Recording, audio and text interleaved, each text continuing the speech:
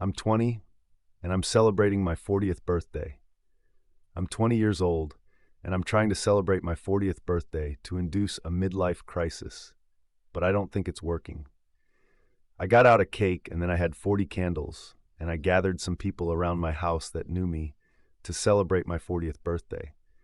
I wanted to induce a midlife crisis because I wanted to feel it and to get it over and done with. Everyone was in the room, could see the cake with 40 candles and celebration decorations which said 40 and nor 20.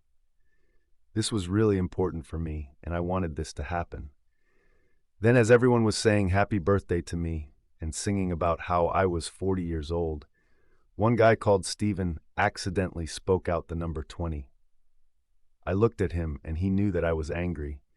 I wanted to celebrate my 40th birthday and not my 20th, and Steve had ruined everything. It was his fault that I couldn't induce a midlife crisis. Now I was celebrating my 20th birthday instead of my 40th, and Stephen kept saying how I was actually 20 years old instead of 40 years old. I really wanted to celebrate my 40th. Now Steve is my roommate, and so I knew how to punish him. I started to collect his mail from the post box, and I would open his letters right in front of him. He would beg me not to open his letters, but he didn't let me celebrate my 40th birthday, even though I am 20 years old. As I kept on opening letters in front of Steve, it really started to bother him.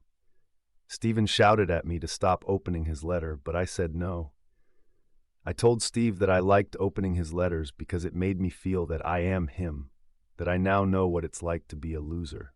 Steve was really hurt by this, and I forced him to come to my next birthday, and I was going to celebrate my 40th birthday again, even though I was 21. Everyone I knew was at my 40th birthday, and I managed to induce a midlife crisis. Now I know what my coworkers feel like, and with this midlife crisis, it really made me lose control of my life. Then in revenge, Steve started to open my letters right in front of me, and I begged him not to do. Steve said no, because whenever he opens my letters, it makes him feel like he is me, and that he now knows what a 40-year-old guy's going through a midlife crisis feels like.